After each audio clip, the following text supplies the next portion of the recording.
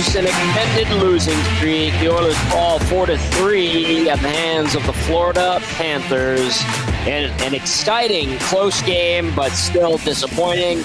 Lots to talk about right here on the GCL Diesel Oil Stream post-game show, live on location at Boston Pizza, Westgate, 170th Street and 90th Ave. Hello, everybody. Welcome to the GCL Diesel Oil Stream post-game show. GCL Diesel, of course, providers of the best diesel engine components around, from turbochargers to injectors, fuel pumps to sensors. They are the critical engine component experts, proud to serve Edmonton and Northern Alberta for over 50 years. Tom Gazzola, Hernan, Salas, Joaquin Gage with you. You can text us 780-218-9999. Get into the nasty chat. A lot of people have and were before the game even ended, and shout out to everybody who came out tonight. The Nasties came out in droves today. Fergie's still here, Big Uke still here, Derek Van Dies from NHL.com. Kelvin's here. He brought me some soup. That's how considerate Kelvin is. We've got VR Montenegro, Rip City Step, El Presidente in the back there, and it was a great night. The Combine crew was here as well. Big thank you to Tony and Curtis and the entire staff here at Boston Pizza Westgate. All right, boys, I'm going to rattle off the scoring summary from tonight, and then we're going to dive right in because I feel like we have a lot of frustrated Oiler fans, and for good reason. In the first period, Uvis Balenskis gets his fourth of the year at 12:28 from Anton Lundell. You look at it and you go, well, you lose a face-off, and then Balinskis throws it on net, bounces off, I think it was Brett Kulak, and past Stuart Skinner for the 1-0 Panthers lead. Brett Kulak would answer back, just like everybody knew how to score on Sergei Bobrovsky, low and slow along the ice. I'm kidding, of course, but Kulak gets it done from Podkolzin, and Klingberg were even up at 1 after 1 in the second period. Anton Lundell is 14th of the year from Aaron Ekblad to make it 2-1 Panthers. The redirection in 15:30 time of that goal. Then Leon Draisaitl would answer shortly after, just 2 minutes on the dot later. Just an absolutely tremendous solo effort. His 44th goal of the year from Klingberg to make it 2-2 after 2. And then in the third period, a calamity of errors. Zach Hyman doesn't get it in deep. Puck goes back the other way. Evan Bouchard and John Klingberg get caught on one side, and then drop pass to Nate Schmidt from A.J. Greer, and he buries it off the post and in. Stu Skinner probably should have had that one. You saw Stu shaking his head after that one. Anton Lundell, the secondary assist. Then it would be Carter Verhaeghe just over 2 minutes later, individual effort. He kind of shoots it on net. Puck bounces off of Matthias Ekholm, and then back to Verhaeghe, and Skinner sprawled out, and Verhaeghe tucks it, goes around him, and buries it. Not a great goal either at 13:51. Reinhart and Ekblad the assist there. Ekblad had himself a pretty good night. The Oilers would make it close at 16:35. Zach Hyman digging like he does, his 20th goal of the year from McDavid and Ekholm. That's as close as the Oilers would get. They would take a late penalty. And Corey Perry, when the net was pulled, or the net was empty and the goalie was pulled, at the end of the day, it is a 4-3 Oilers loss. Shots on goal, 36-26 in favor of the Panthers. Faceoffs, 56.1 to 43.9 in favor of the Panthers. Power play tonight, 0 for 2. PK got away with one because the Panthers had a goal called back on an Oilers challenge for offside. Good challenge for that one. That would have been a power play marker. It would have been, 7 straight games the Oilers allowed a goal while shorthanded. PK was struggling, but then it roared back with 6 straight that it killed off, so it goes 100%. Nice to see for the Oilers. Hits, 26-15 in favor of Florida. Block shots, 21 for Edmonton, 17 for the Panthers.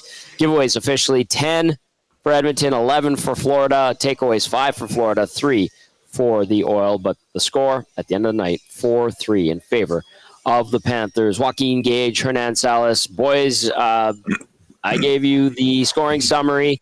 Let's get some thoughts on this one. Gager, let's start with you, unless Hernan's ready to go Latino Heat on the Oilers right now. Go ahead, Gage. Yeah, I mean, better.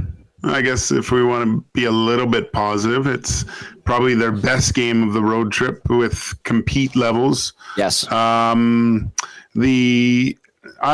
Overall, Tommy, I just felt that if I could sum this game up, to me personally, it was missed opportunities on the offensive side of things. Like, too many times I get frustrated watching Oiler players driving wide with the puck, and maybe you don't have a step, maybe it's a tie, but there's just an unwillingness to take the puck to the net when you have the chance. Too many pullbacks and turn back ups, and it just doesn't work at all. And Fergie looks absolutely amazing. Yeah, Fergie agrees with you too. And we look at the goal. I believe it was the third goal. Hyman goes, he's got kind of a step. He can just go to the net with the puck and, get a shot. And he tries to do something else, goes back the other way, and they score. I really felt, though, after the Oilers started, two players that I was happy to see. And that Janmark line, I would say, it was funny. It was around, I want to say about 9 minutes left to go in the second. They had two back-to-back shifts where they came out, and it wasn't pretty. It was just mucky and gross. Like they were hitting guys, they were getting hit, but it seemed to, and they shot the puck when they had the chance, and it just seemed to change everything a little bit for the Oilers. They got some momentum from that line, and all of a sudden you had guys come up. Bouchard tries to just start, just nice little shots on net. And it was just creating havoc. And McDavid tonight, he's struggling, man. He's really, really struggling. It's funny to say. I mean, he's fourth in the league in scoring, and he set up, for the third goal, and it's great. But his unwillingness to shoot the puck, that mindset's got to change. He gets himself in so many good places to let that thing go and have guys there in front to battle for rebounds and score those goals that you score in May and June, those 6 feet from the crease types of goals. It's hard to watch those types of things because against a team like Kulak, you're not going to get those many chances. You're not going to get those really good looks. So yeah, it's a mindset. He's got to be a little bit more. We all have that one little clip from the Four Nations. Someone be a little bit more selfish. Mm-hmm. David needs to be a little bit more selfish and start ripping that biscuit, because once he does that, I think it starts opening up other avenues for his game, because he becomes too predictable with what he's doing, constantly looking for someone to pass the puck to. Gager, sorry, Hernan, can I jump in real quick just to follow up one thing on what Gager was saying? Because you're talking about how the Oilers are unwilling to take pucks to the net, to the hard areas. Do you think that is strategy, or do you think that is just a mindset from individual players? Because you're right, they button hook all the time. They wait for the guy that's trailing that they could try to hit him with the pass. And on that third goal, it ended up being Zach Hyman, who is one of the guys that 9 times out of 10 takes the puck hard to the net, and that is his game, and he didn't, and it went back the other way, and yes, there were mistakes after that, and no, you didn't get a save from Stuart Skinner, but is that strategy, or is that just these guys individually being like, you know what, I'm going to pull up here and try to make a nice saucer pass and see if one of the guys streaking in from behind will take it in and score? Look, I have a hard time thinking these guys don't want to win, right? There is a compete level. It's a little bit harder to do things like that. They're trying to make a difference, but you got to realize what your skill level's at, right? You just said it. Zach Hyman's bread and butter is, taking that thing to the hole and trying to bang that thing in. I didn't understand that pull up. Even McDavid, the one time, he's kind of got a step on him and he turns backwards and starts looking for someone to pass to, right? It's just straightforward hockey, I think, gets you out of these types of slumps where things aren't going well for you. I mean, they scored 3 goals tonight, which should be enough to tie or get the win, I think. But just too many missed opportunities by the guys that you would think that they would be a little bit more aggressive with their decision making offensively, where getting the puck to the net. Because look, man, Bobrovsky wasn't great tonight. Like he didn't look very comfortable at all, and that's how you score on him. You get that puck. Look at the Kulak goal, right? What did he do? Like, low and slow. He just shot it, right? Like, and it was funny because I think Bobrovsky, in his mind, he goes into this game. These guys like to pass it around. They'll have clean looks, and they're looking to give it to someone else. And it showed. He didn't even go down on that, right? It just completely caught him off guard. If I see that, I'm a goalie, but if I see that, I'm shooting the puck every chance I get as quickly as I can to get another shot on this guy. You want to talk about a hard play to the net? Leon Draisaitl, straightforward on that right goal. And I know there's only a handful of guys that can make a move like that, but a perfect example of it. All right, the Latino Heat, Hernan Salas. What'd you think of the Oilers' 4-3 loss in Florida tonight to make it 5 straight? Yeah, not much to add. I mean, better, sure. What? Better, but the game was.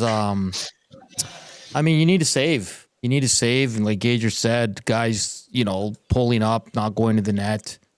A guy like Zach Hyman can't do that. You saw the frustration in Stuart Skinner. I don't know if he's frustrated with himself or at that play by Hyman or Klimberg, because he shook his head. It was very noticeable. And then the fourth goal is just another bad one. I mean, a lucky bounce, but the tracking's terrible. I mean, kudos to them for 6 for 6 on the PK. That's a step up.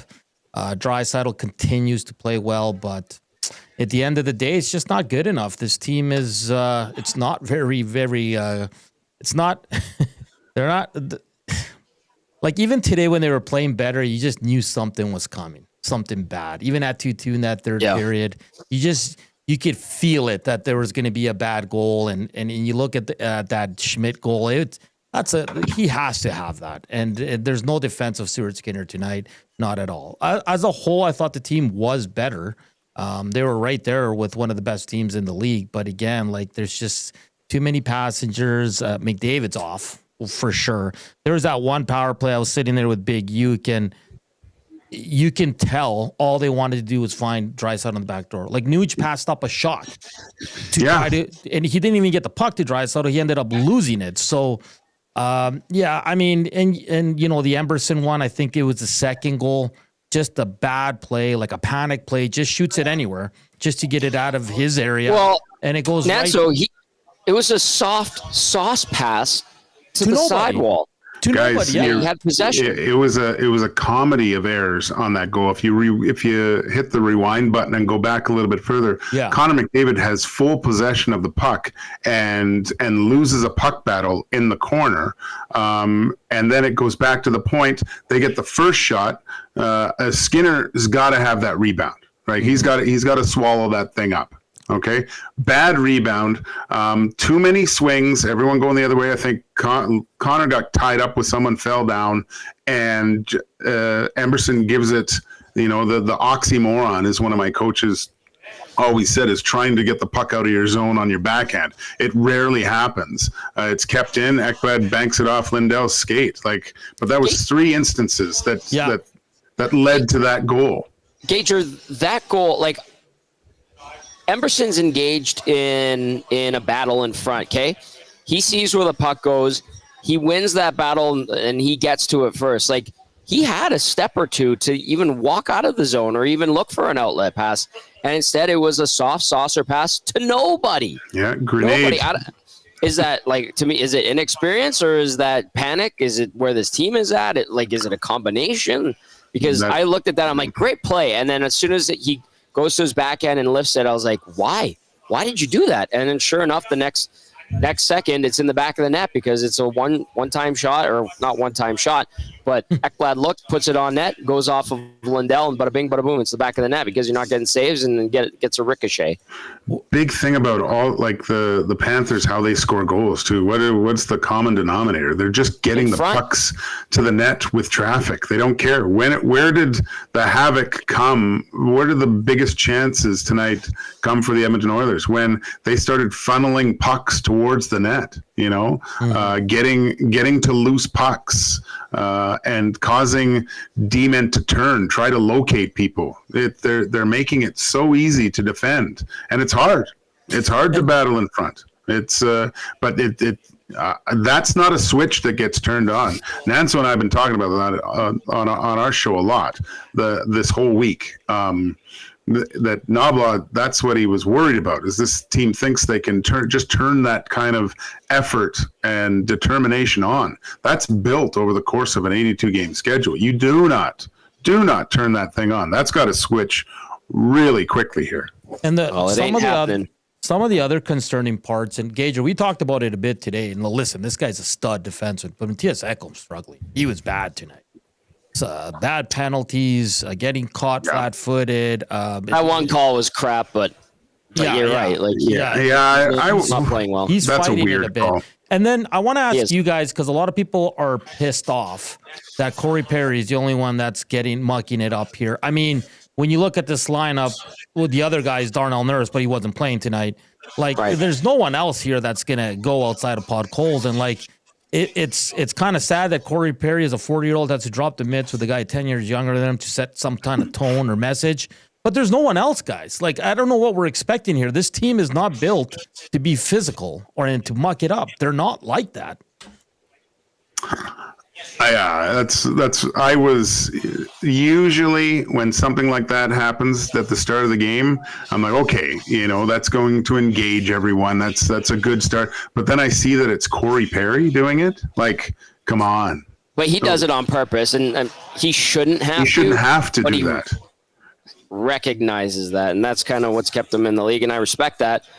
But you're right. It shouldn't be a former Hart Trophy winner being the guy that gets the engine started and is your spark plug. But here we are, guys. It's way more effective, Tommy, if a young guy goes and seeks it like that, or someone else other than the usual suspects.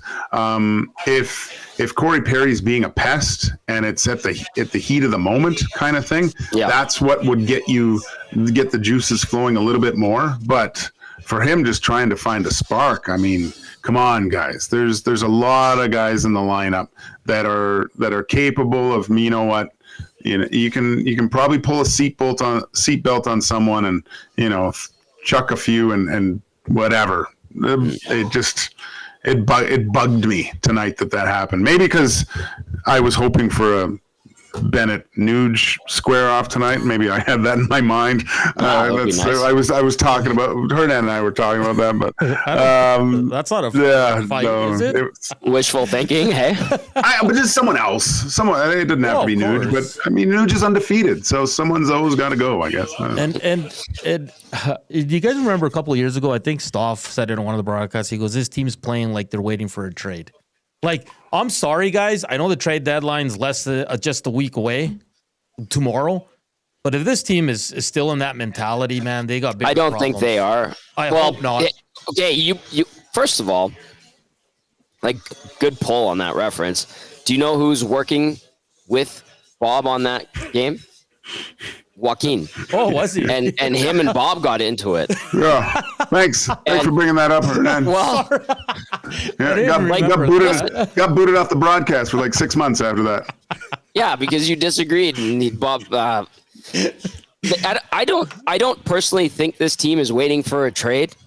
I just think that they've gotten into a funk, and today it looked like they actually tried to do something about it. Unfortunately, they had to do it against the defending Stanley Cup champions, who have their number and have confidence playing against them. And to their credit, like, I know almost doesn't count except for in horseshoes and hand grenades, but man, there was some hope in that game. I thought the Oilers had a good push in the second period. I thought they had good opportunities in the third, and then they make the silly mistakes that have been costing them of late and have, plagued them at times this season. And like we saw, it ended up being 2 goals in quick succession, and they ended up losing. But yeah, I don't feel like they're a team waiting for a trade. There's probably one coming at the deadline, but I don't get the sense they're in that mode. I just think that they're in all slumping right now.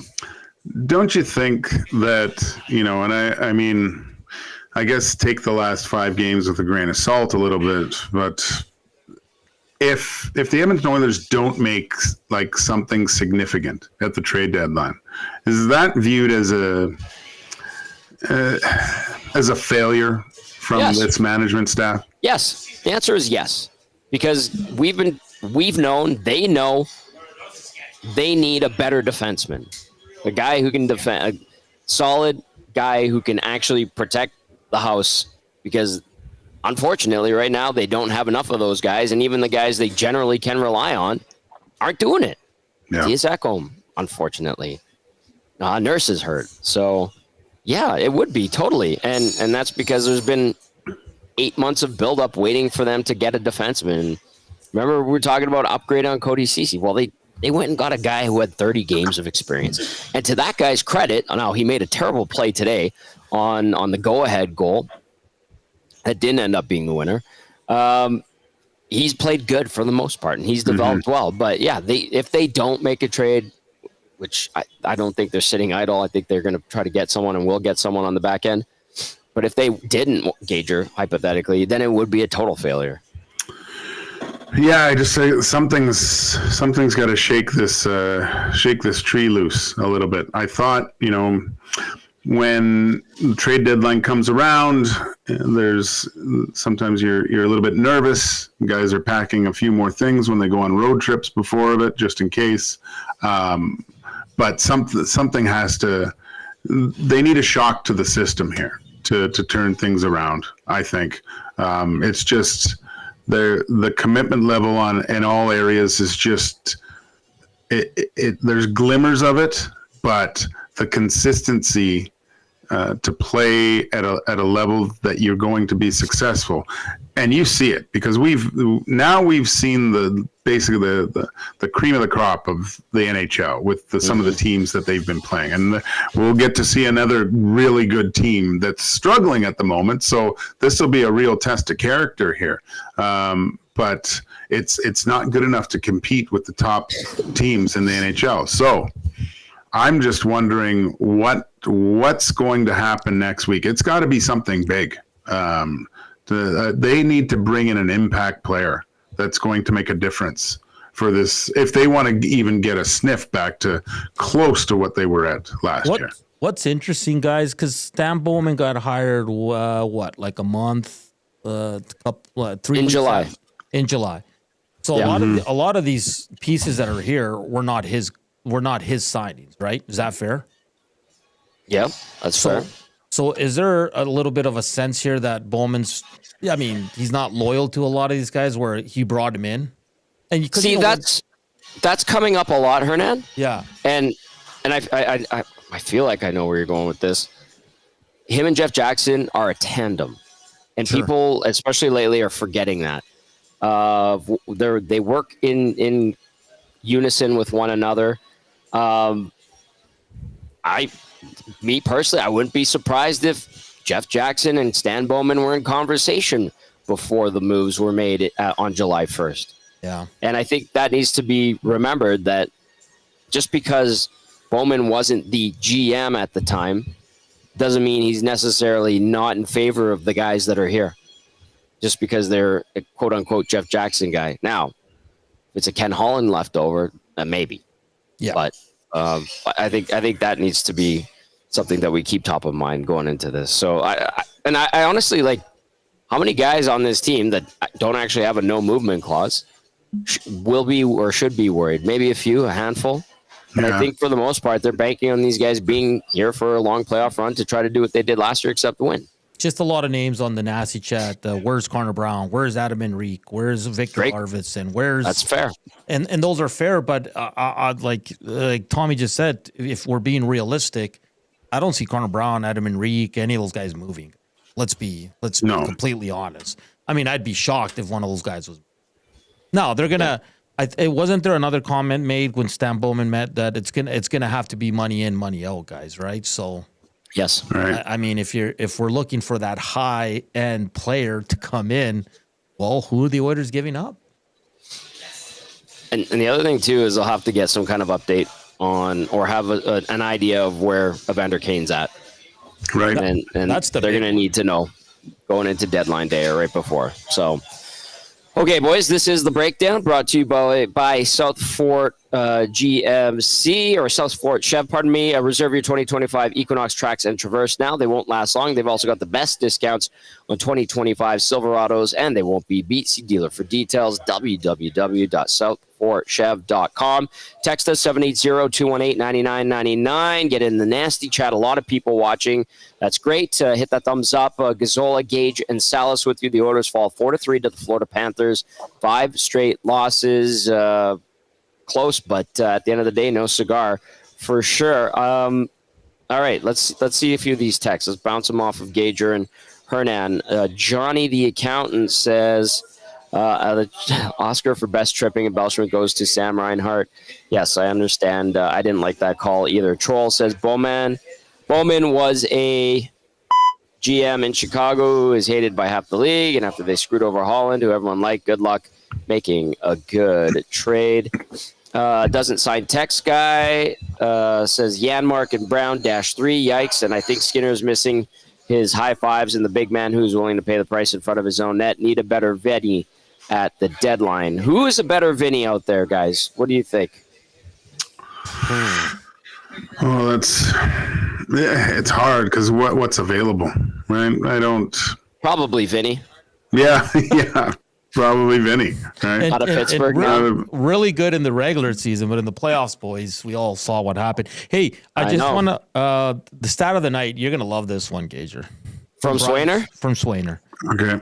Brett Kulak is his third NHL player since 2000 with at least 5 shots, 8 blocks, and 1 goal in a game. The other 2, you guys want to take a gander? One played for 5 Calgary, shots, 8 1 blocks, goal. 8 blocks. One played in Calgary, one played in LA. Since 2000. Dion Phaneuf and Rob Blake. Rob Blake, ding, ding, ding, ding. And the Calgary one is incorrect. Gager? He also played in Toronto. Went to Europe for a year. Oh, Giordano. Oh, Yeah. wow. How about that for Kulak? Hey, he was great tonight, man. He was a one shot bright light, like he at least because he had a couple rough ones there along with everyone else, but it did seem like he was around it again. Would have liked to have seen him do a little bit more on that one opportunity. Kind of put it. Sometimes that works though, but you got Bobrovsky without a stick. You probably want to try to get some elevation in that puck, but it's not a true one-timer. He's on his right side, and he's still trying to one-time it, so that's a difficult shot for everyone. But, I mean, Kulak was good tonight, man. Physical, engaged, took a goal away from Bennett at one point there, too, in the third, right? So, really good game again by Kulak. What a stat The line. Liquid Beaver. Yeah, that is a good stat. And Nanso, anything else, sir? Nope. Go ahead. Liquid Beaver texts and says, hey, guys, where has the Oilers' forecheck gone? They used to turn pucks over quite regularly in the offensive zone. So many times tonight they were one and done. Panthers came out of their end so easily. The boys are lacking confidence. They will get it together. Too much skill and heart for them to not turn it around. Does that fall under, Joaquin, kind of what you were saying? Is it the same mindset as not willing to take it to the net, not willing to forecheck? Does that kind of fall under the same umbrella in your opinion? Yeah. I mean, what's the first text I threw to you guys in the first 2 minutes? You looked at the Florida Panthers, how they were just suffocating, right? And it's not just one guy. It's a group effort on a forward check like that. You're kind of funneling. First guy's funneling the puck to one side, and the other 2 guys are activating and trying to get those turnovers. Like the first few shifts, they kept the puck in the zone just with that forward check, with the Oilers having full possession of the puck, right? It's hard work. You got to get on your horse. You got to anticipate. You got to make good decisions. And I mean, the Oilers, they're not a huge, they don't dump the puck in that much, right? But I think there's certain players on the team that should be more inclined to do that at certain points, right? But it's tough when you pair certain players that aren't, puck transporters, and they do sometimes have the puck in the neutral zone, but they can't distribute it properly. So they dump it, but then you have a guy like Leon going, why are we doing this? Like, there was a couple times, we've seen in the past, Podkolzin have the puck through the neutral zone, dumps it in, but you just don't have the same type of tenacious forecheck with certain players at certain times. I'm in the mindset everyone plays the same way. I mean, you watch the Florida Panthers top line with Barkov on there. The puck does get dumped in, and they are all forward checking like demons. He's right there. Yeah, and there's just I don't know, guys, but when I watch sometimes Connor and Leon, it infuriates me that there's a different standard of how to play when they're on the ice compared to other people. I think you gain success by all playing the same way. I think that's when they're playing their best. That's actually what happens. But when they only go as your top guys go, if you're not willing to pay the price, and in certain instances get in there and be physical with the other team, it's hard for everyone else to do it. Like, I think that the only guys that really should pull up, and the only guys that are able to kind of make those plays are, Nuge, Connor, Leon, with driving wide and finding late guys, things like that. Mm-hmm. Everyone else, I think you're better served keeping the puck, going behind the net, or taking it to the net. And enough of this turning back, because you're not getting a shot on goal. You're not creating a scoring chance. And the play is usually just dying on your stick. Yeah. That tenacity you talk about, Gager, reminds me a lot of the way Tampa played the other night. And everybody played the same type of style. Like, didn't matter if you were a superstar. Kucherov's going in there, points getting in the corner. He's mucking it up. He's trying to mix it up, playing in the equipment, so to speak, as Todd McClellan liked to talk about all the time. And I don't know, today and 2 days ago, the perfect examples of how to be tenacious and forecheck, regardless of if you're a superstar or a fourth line guy, just finding his stride in the National Hockey League. At least to me, that's what I saw in Florida this week. And what happens when you do that? You frustrate D-men hate turning and going after the puck and getting bumped every time, right?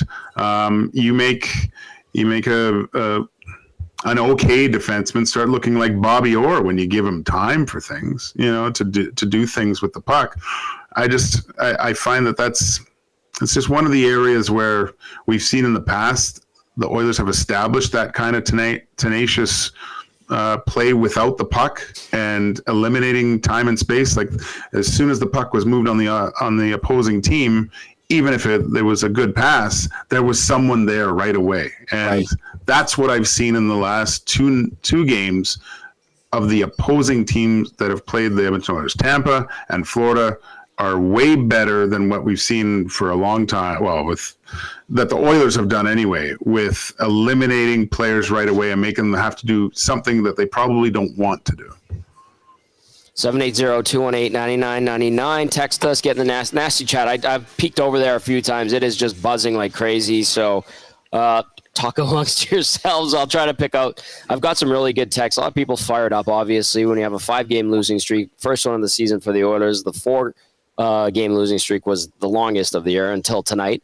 Obviously, Chris texting in. Chris Attaway says, Tom, guys, I'm worried. I was really hoping for a 60-minute effort against the old Stanley Cup final foes to snap a losing streak. Too much free ice for the Panthers, kind of like what you were saying, Gager. It was a 1-goal game, but that didn't feel like that was a hard-earned 1-goal game win for the Panthers. I think what Chris is saying is some nation of what you described, Gager, honestly, like with the tenacity, not being willing to play the puck in the hard areas, not doing the things, the meat and potatoes type of way. So, yeah, Chris, you're seeing it the same way Gager and all of us are seeing it for sure. The Gordfather texting says, I don't think this team is worth spending assets on to upgrade. Too old and slow and up and down goaltending. Focus on getting out from under Arvidsson and Henrique for next year's cap. Please, Gordfather, are you saying you're giving up on the season? Can't be. I mean, a 5-game losing streak at this time of year, like, I don't know. They're not getting rattled in there. I'm sure they're pissed off and frustrated and this and that, and they're going to have a hard practice tomorrow. And Carolina, they had the day off yesterday, but are they freaking out? Or is it a situation where it's like you harness that anger and frustration, try to take it out on a Carolina team that's had its own struggles of late as well? Yeah, I think there are some things that they can take out of this game that were good too, right? Like we're pointing out a lot of the negatives. Like I would say that Bouchard's play was a lot better tonight, right? That's a step that he can take. I think if you go over certain things and showing Connor McDavid maybe on video, maybe I should let her loose there, right? It's just maybe just looking at seeing what that team did. That flicks a switch. I saw Klima's lid in the nasty chat talking about the forecheck and back check. He says, but if you don't get the save, it won't matter. I partially agree with that because I think with the tenacious play, taking the puck doesn't go the other way in those types of the way it did tonight. And yes, the last 2 goals are stoppable pucks. I don't care. I thought Stuart Skinner looked good, made some really good saves, but he's got to get this, these goals that you know that he's capable of stopping out of his system here. Like he's got to stop the Schmidt one. And I mean, even the Verhaeghe one, it's just a bad read. I don't know how you end up on your stomach. It's not good. Not reading the play properly, expecting something else. Then those killed the Oilers, right? Need 2 saves there. Definitely need 2 saves. I mean, the road trip's already a mess. It's a loss for this team.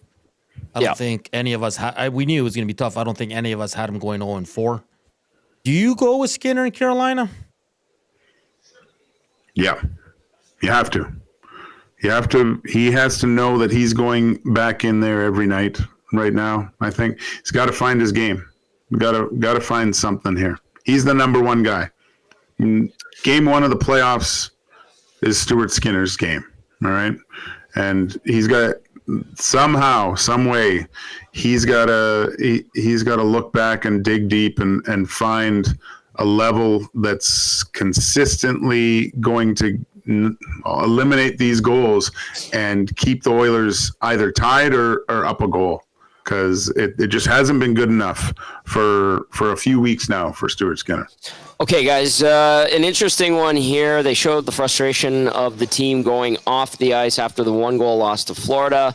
This text says, did you guys see 29 give it to Stu as he stepped off the ice and on the way down the tunnel for not getting off the ice when the puck went down to the Florida end in the last 10 seconds? The team has had enough of his subpar play. It's clear as day. It's time to move on from Stu for the betterment of everyone involved. I don't have a name on that text, but I did go, and it is on X. I'm watching, Leon, I'll describe it to those that are listening, and those that are watching can probably find it as well or probably saw it. So Draisaitl slams the gate, goes down the tunnel. He says something. It looks like he looks back towards where Skinner is as he's coming off the ice.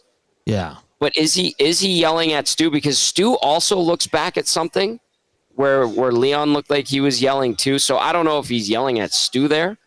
Are we jumping to conclusions? Because if he's yelling at Stu, why is Stu looking back in the same direction where Leon did? I don't know if you guys have seen this. I'll send it to you if you need.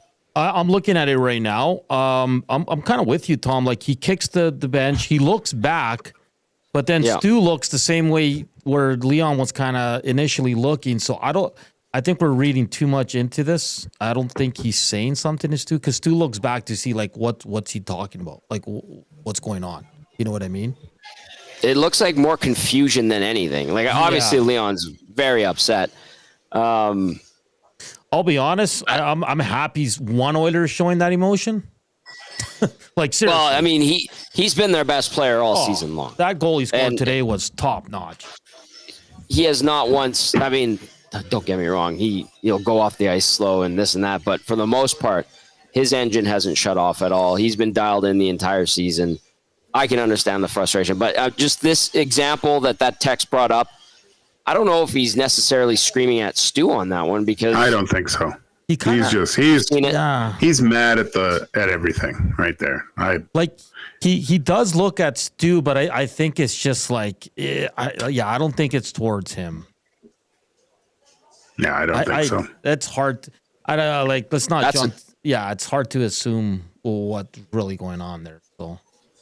They should all be like that, though. Like, when's enough? You know? But that's great. Everyone seems like, I know it's upsetting and stuff, but you got to get angry a little bit and take it out on your next opponent with a solid forecheck. Well, it's because people are saying he's not happy with Skinner, but I don't know, guys. I don't see it. I don't see. I looked. I don't think that's it. He's just mad at losing the game. That's all. And wasn't he taken off at the last, or he didn't go out for the last? Was he out there for the last bit, or was he stayed on the ice when they were chasing it with?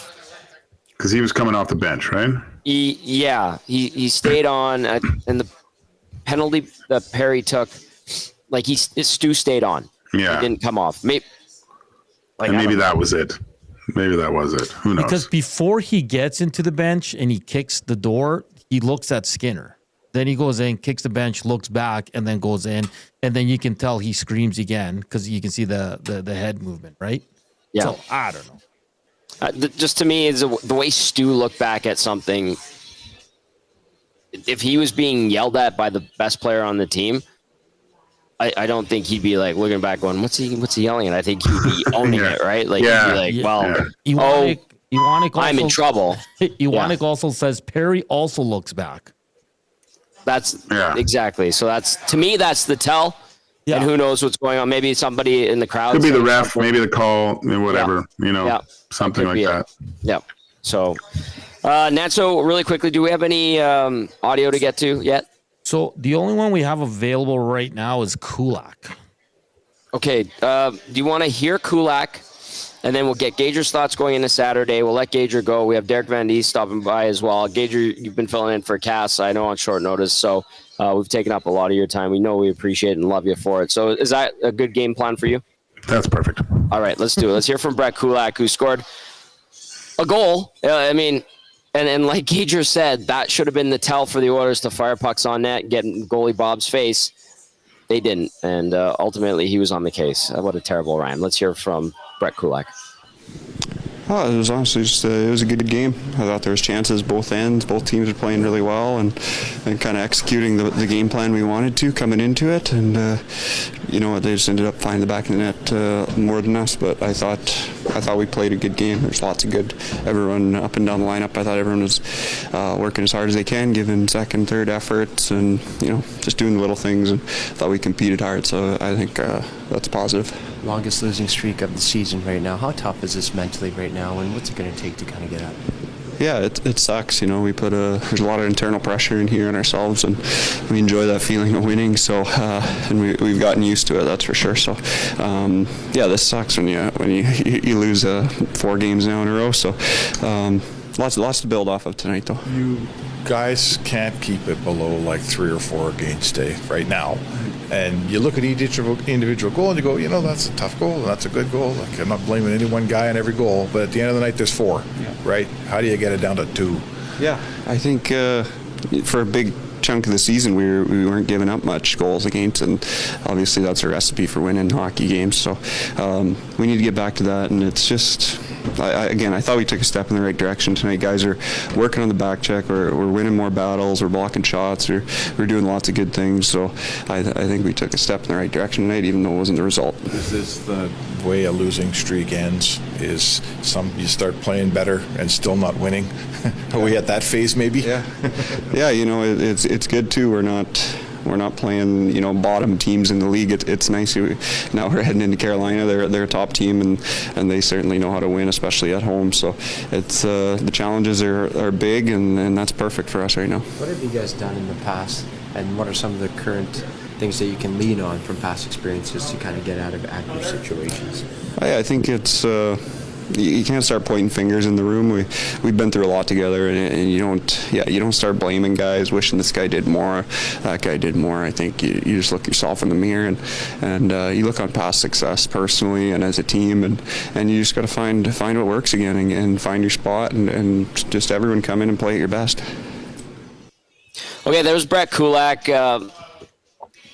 Pretty chipper, to be honest with you, and he talked about some positives from my boy's positive. What can I say? He's a positive guy. Yes, he is. He's a very friendly, very positive guy.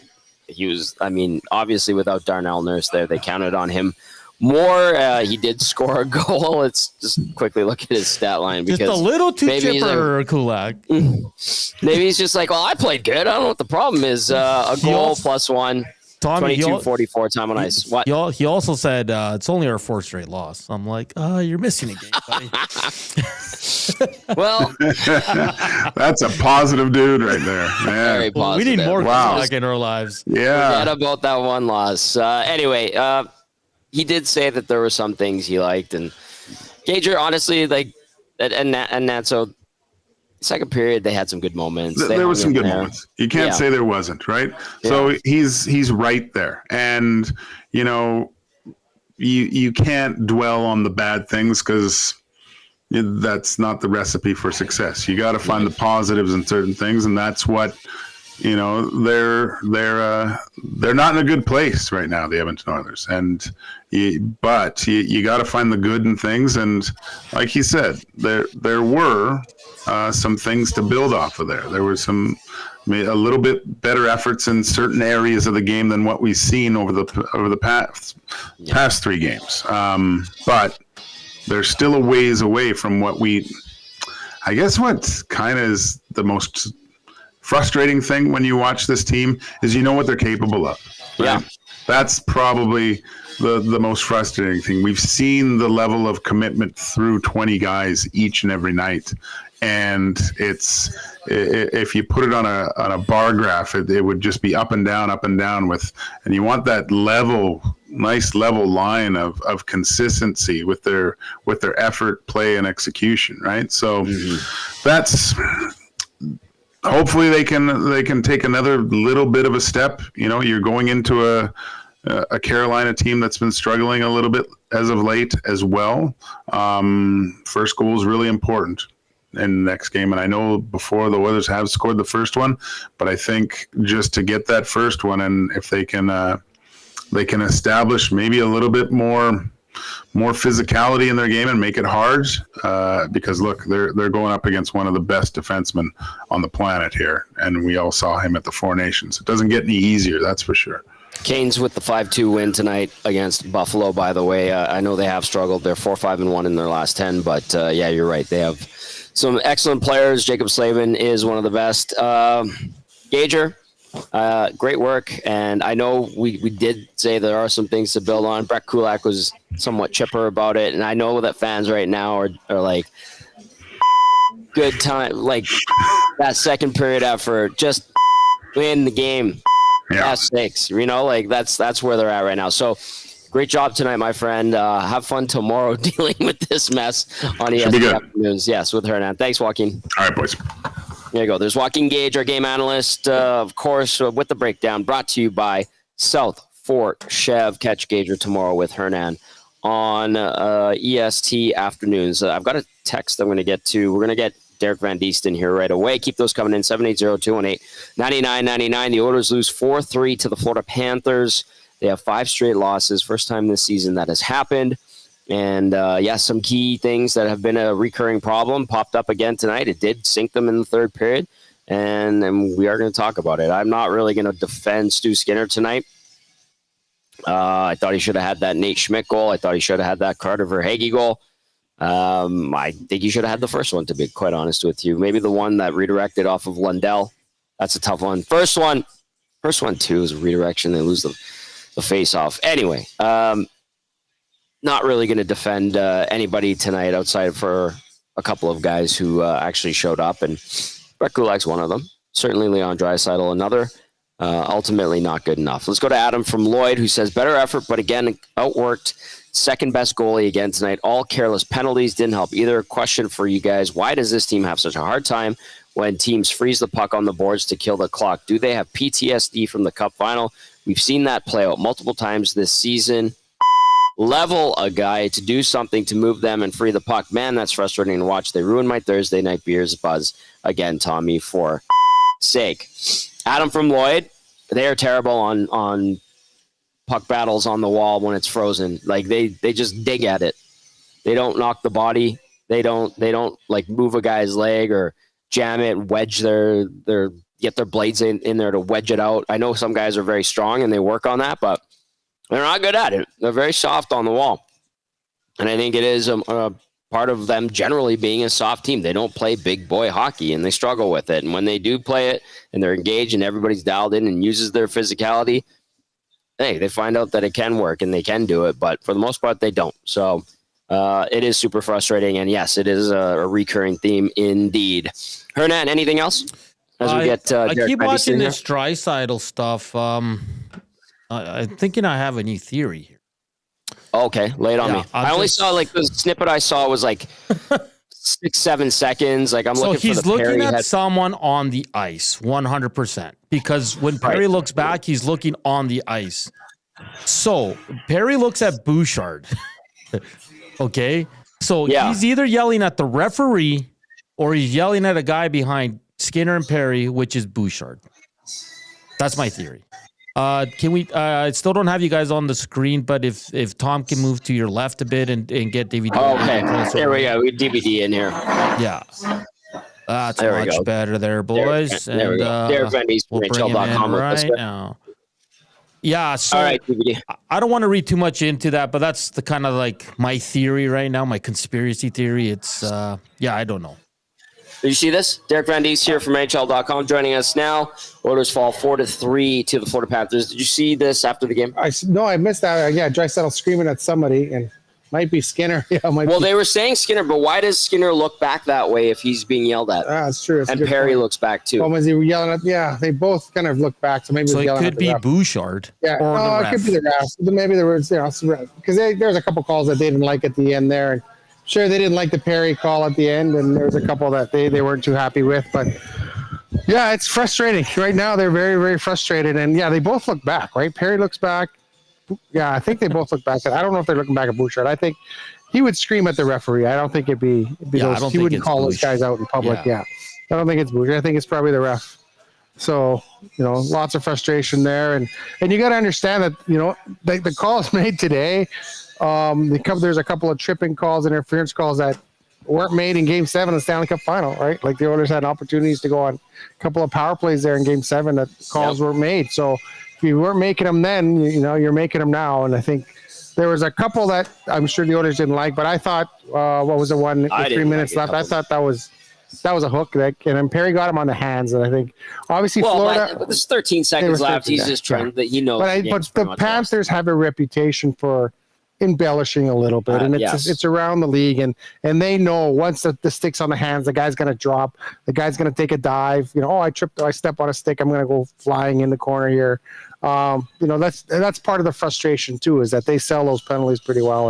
And I think he's just looking back at the officiating, and it's frustrating. They're frustrated right now, and you know what the thing is, a lot of people are frustrated, but this happens in an 82 game season. You have slumps. Like the Vegas Golden Knights lost 5 or 6 in a row. Yeah. The Panthers lost 5 in a row. The only team that hasn't gone in a slump this year is the Winnipeg Jets. Like they are flying right now.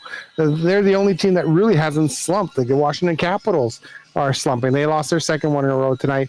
So it's going to happen. The ebbs and flows of the season, and it's a bad timing, obviously, for the Oilers right now because this was a big road trip, and they're hoping to get off to a good start in Philadelphia. They got off to a bad start, and it's gotten worse since then. And you were saying today, if they win this one in Carolina, okay, they're 2-3 on the road trip. It's a salvageable road trip. Now it's going to be the best at 1-4, worst case scenario 0-5, and they got to come home and there's still some tough opponents to play at home. I think this too is a letdown. This overall road trip because there's a lot of good teams and they've lost every one of them. And Philadelphia is excluded from that, and they got their asses beat by the Flyers, which was a bad sign and a bad omen. And Reed Wilkins is very likely to be right. They might be 0-5 on this trip with the way they're playing. Better tonight, but one last thing on this Skinner one. It comes from RBM, who texts in and says, it's funny that people are going to such a far length to crush Skinner, saying Draisaitl was yelling at Skinner. It's just dumb. I picture if I was in his position, I would definitely want to kick doors and slam sticks for sure. No object would be safe around me in that situation. I get it. Skinner isn't a top goalie, and he just isn't playing well right now, but the takes have gotten completely out of control.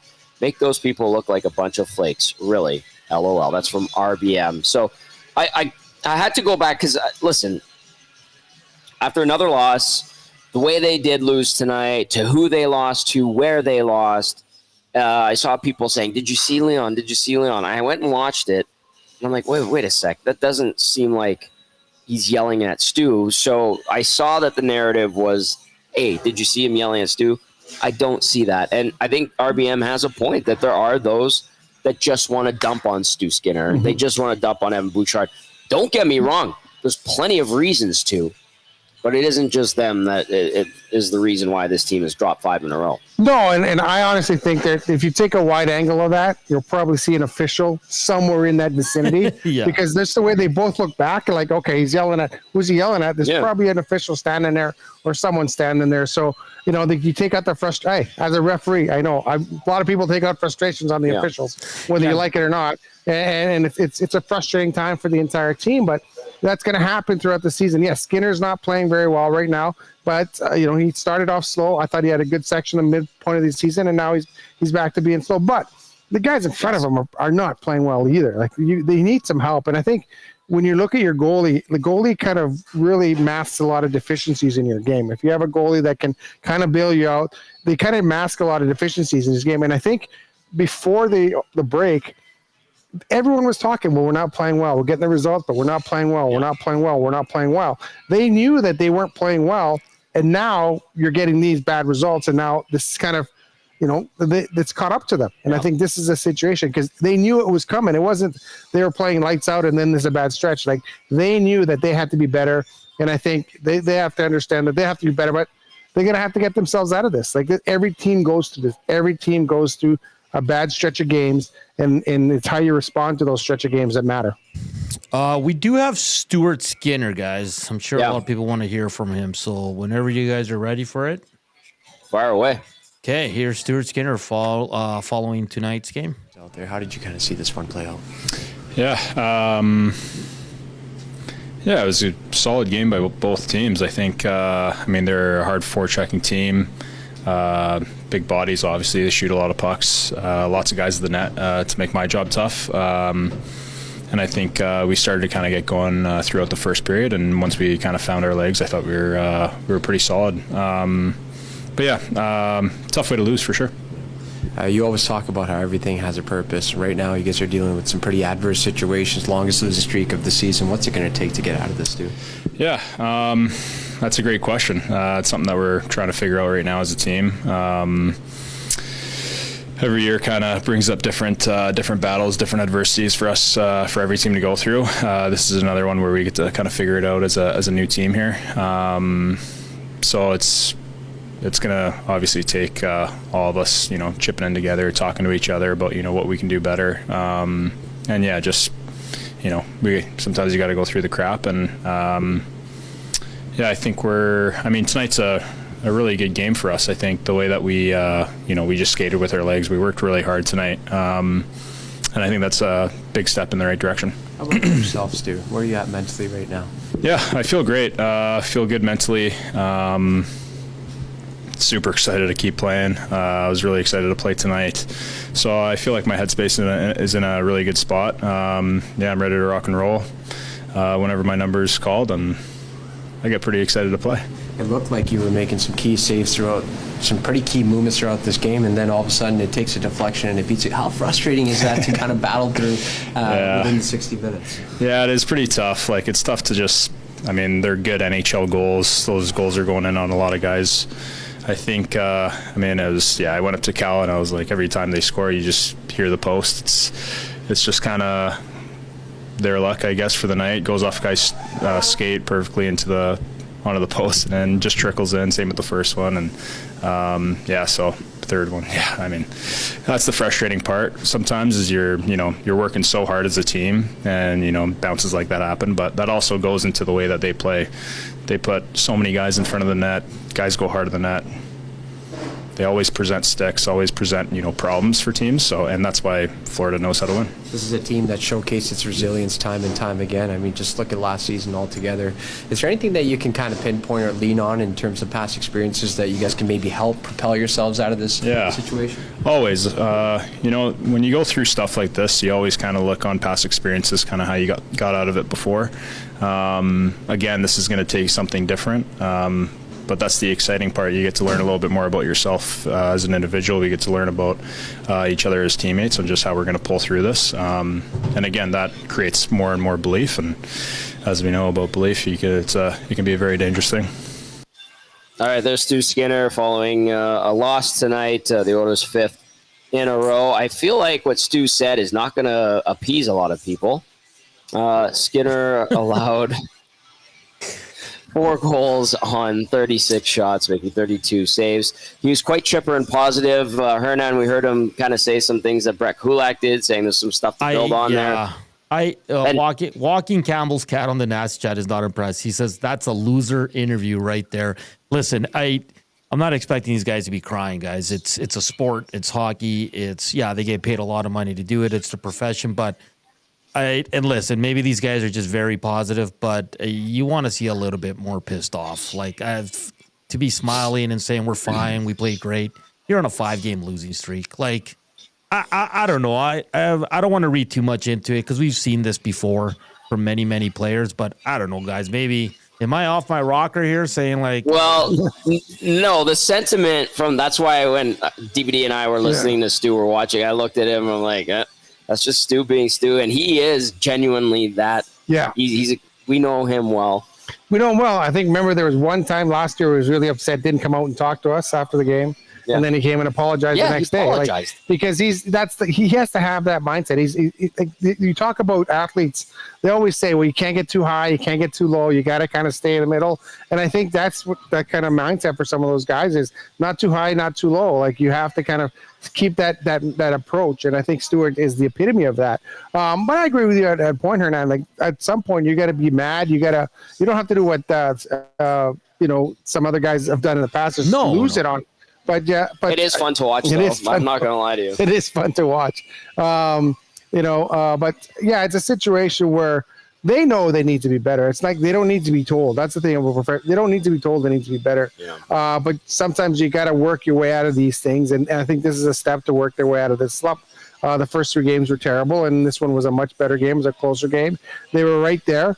And it's just a situation where they just didn't get the job done. But they need another solid effort in Carolina. They got to finish off this road trip with a win, and they know that. They know they got to go in there and play really well against Carolina. Anthony on Long Island says Skinner is either delusional or in denial. Tony from BP says, Tommy, my friend was in Florida for the game. Leon yelled, bring back Yakupov, Stan Bowman in the corner of rink. Yeah, Tony from BP. Mixing it up. Tony, thank you for having us tonight. It always is a great time here at Boston Pizza Westgate, 170th and 90th Avenue. Mike outside of Edmonton, Texas, says, do we start winning again when the Oilers bail on Klingberg? Yeah, they haven't been particularly good since he's come into action. I understand like some of the things he brings to the table. We kind of said it when they signed him. I'm not going to hinge it on Klingberg. We were also, Dusty and I were looking at like when Derek Ryan got set down, because and I know DVD, like they really like Derek Ryan in the room, as thorny as he can be to others, to his teammates. They love him. I don't know. To me, it's like a confluence of things happening all at the same time. And quite frankly, it's the wrong time. And I want to ask what you guys think about this. I put this out to our listeners and viewers right now too. Is this sense of frustration, is the panic heightened because of the timing of this losing streak and how this team's playing? Because if this was in December, we would still be saying things like, oh, they better figure it out. They're going to fall too far behind Vegas, and they're going to have to make a change if they keep losing games. Like that stuff gets said whenever a team goes on a losing streak, especially a competitive one like the Oilers. But the fact that this is happening like a week and a half to 3 weeks before the trade deadline, they had first place in their grasp. They've let it slip away. It's been them shooting themselves in the foot. Does that heighten it and make it 10 times worse for the fan base? Well, it's, we talked about it before, Tom. These guys never make anything easy, right? It's always adversity with these guys. Yeah. These guys always have to have their backs to the wall before they kind of turn things around. And it's just the nature of this hockey team. You look at last year, it was the same way. Got off to a terrible start, backs against the wall, came out firing in the playoffs. Bad start, came back against Vancouver, down 3-0 in the final, came back to force a game 7. It's just, that's the nature of this hockey team. It's like they got to start playing desperate hockey from the drop of the puck, not when their backs are against the wall. But if that's all that's all you've done for the past few years, how do you change that? And I think they know inside, but I do think that management now has to look at this club that they put together. They've made some mistakes, right? And now you have to try and fix some of those mistakes, and you have to try and everyone looked at this team at the beginning and said, wow, this team's even better than it was last year. Yes. It's obviously not. It's not better than it was last year. It's a lot slower. It's a little older, and it's not as big. It's not as heavy. You know what's crazy? They were in a better situation, slightly, coming out of the Four Nations face-off than where they were last year, and that was after a 16-game winning streak and an 8-game winning streak. And they were still, and you're right, older, slower. Yeah. Not as tough. But they had put themselves in a better spot. Yeah. With like 25 to 27 games left than they were in last year. No, they were, but I think it kind of catches up to you. And they need their bottom six to produce a little more. They need defensively. They just seem so lackadaisical at times. Yeah. They make bad reads. They make bad plays. They make plays that you think, man, an NHLer shouldn't be making that play. You should be able to make that play. Yep. We see it coming. Like, we see some of the plays coming. Like, why are you flipping the puck out when you should be rimming the puck out or hard off the glass and out, and that led to a goal? And you don't like that backhand sauce by Emerson? Backhand sauce right up the middle. Yeah. It's like, to nobody. Maybe someone should have been there. He thought someone should have been there. I don't know. But it's just, I think they play a puck possession game, but sometimes you do have to just chip it out, chip it in. Kind of like we saw when Canada's playing the U.S. We talked about that. It's a very chip out, chip in type game. Sometimes you have to change the way you play, considering what your opponent does. And the Oilers want to just kind of still, they get that square peg and they want to drive it into that round hole sometimes, and it just doesn't work. They don't adjust very well, to me, in game to what the opposition is doing. Derek, go ahead. I just want to ask you, because Derek brought up the deadline and the team is struggling, and they can't fix the mistakes they made in July at the deadline. Like, it's not realistic, right? But isn't it also concerning that, and listen, I don't think Jeff Jackson and Stan Bowman, I think they've been around long enough. They're not going to panic like the fan base or like certain media are going to with this losing streak, because you can't go out there and make a trade that's going to set you back even further, right? Like, we're all hoping this is just a slump. Yeah, and I think it is. And let's be honest, Stan Bowman and Jeff Jackson, a lot smarter than we are when it comes to putting hockey teams together. And Stan Bowman has been in this game for a long time. It's not his first rodeo. So, he's out there trying to figure out what the best thing is for this hockey club.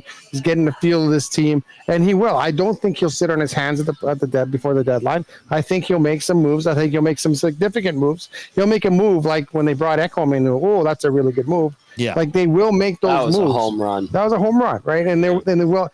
Ken Holland made a lot of moves at the deadlines because he was trying to help this team. Stan Bowman will do the same. I'm not really concerned. It's just a matter of making the right moves and hoping they work out. But you're right, Tom. This team was in a better spot this year than they were last year. It just kind of fallen off a little bit here, and then they just got to pick it back up again. Yeah, they set themselves up to be in a good spot, and they've let it all just slip away. And quite frankly, it is their own undoing. Hernan, go ahead. Yeah. No. Were you gonna say something? No, I'm good. Okay, I'm going to get into the inbox. Still lots of people watching, lots of people listening. 780-218-9999. Get to the nasty chat. Like, you guys on fire again, just like Tuesday night. Mary, Twitter Mary, texting in. She says, I let my granddaughter stay up past her bedtime to watch the third period. Needless to say, she heard her grandmother use her hockey words, quote unquote. Sorry, you guys have to be our therapist again tonight, Twitter Mary. Your granddaughter's going to have to grow up at some point, and she's going to hear a lot of hockey words as she gets older and wiser. And I think that's a great way to put it, but we're happy to do. We love doing this show. It's part of the fun, right? Like we are dialed into the game. We're fans of the game, and sometimes we eat a lot of crap from people, and that's okay. That's part of it, but we get to do this, which is quite enjoyable. Dirty Curdy. All right, I want to get to Dirty Curdy because he's got his own breakdown, and I like Dirty Curdy's breakdowns. Shaggy and St. Albert, I've noticed you've been more in the nasty chat lately, which is great, but I miss your breakdowns. I haven't been able to find yours in the inbox. Anyway, Dirty Curdy says, Oilers look like wusses again on the boards, allowing them to kill the clock on the last minute. Somebody pitchfork it. No depth scoring. Third goal is just a microcosm of the year. Hyman mishandles it on the boards. What a terrible play. Skinner can't make a stop when we need it most. And then it lets in the dagger, showing how unathletic and rigid he is to adapt to the shot attempt. At least we will have a tough matchup for the Pacific champ. Groundhog Day, Binner or bust, play the wheels off Savoy and threaten to waive Jay Skinner. So he waives his no movement clause. That's the Trouba strategy that Chris Jury used. C-Dog liked what Joaquin had to say earlier. Thank you, C-Dog. Good text. Appreciate it. Conroe, Texas says, is Stewie going down too early way too often because he doesn't trust his D anymore? That was for Joaquin. I don't know. Like, regardless of what Stu Skinner is, there's something there. Like, maybe teams have a book on him. He's in a slump. A little bit of A, a little bit of B. He's not getting a lot of help from his D, although a couple of goals ping-pong tonight. I didn't love the Schmidt goal. I did not like the Verhaeghe goal. I didn't like the Schmidt goal. I thought he was too deep in his net, and I think that's... Well, the gap control by Klingberg was terrible, but terrible. Him and Bouchard went over to the guy on the wall. It's like, what are you guys doing? They're both backing in. And the Hyman turnover. And then they don't challenge the blue line. They both back in. They both made... And Bouchard just looks so lackadaisical on that play. Like, he didn't go to the front of the net. He didn't go make a play along the boards. He didn't make a play, and he kind of just stood at the side of the net there, like, do something. And I think right now that's a little issue. I know the analytics guys get all over you when you criticize Bouchard, but they do get all over you. But he's got to play with more desire. He's got to play with a bit more heart and get a little tougher because it just seems a lot of times he kind of just floats in his own end and something happens. Like, yeah, that wasn't a great goal. To me, the only thing I think I see about Stuart Skinner, when you're getting beat on tips and a lot, you got to come out and get closer to the guy tipping the puck. Yeah. He's a big guy. You got to close that gap. You got to close that space. I'm sure Gager would probably be more on this, but to me, he plays a little too deep in his net. When those shots come in, if there's a guy in front and you're going to get beat by a deflection, you got to close that gap between the guy deflecting the puck and yourself. And I think that's the one thing. I thought he was a little in too deep on the Schmidt shot. I don't know, and then there was a couple of even the redeflection off the skate. He was back in his net a little bit. So maybe he's just playing a little too deep in his net. I don't know. That's something that he'll figure out with their goalie coach. But that's the only thing I have. You're right. I didn't love the make. They needed a save at that point. And sometimes you need a big save from your goalie, especially in tight games like that. And they didn't get it. It was unfortunate. And the other guy's done it before, like Bobrovsky coming up with it. He didn't have a good game. He didn't have a great game. I thought that save on McDavid when he got his shoulder up. And look, I was like, McDavid chipped the puck. It looked like it was going over his shoulder, and somehow was able to get his shoulder up.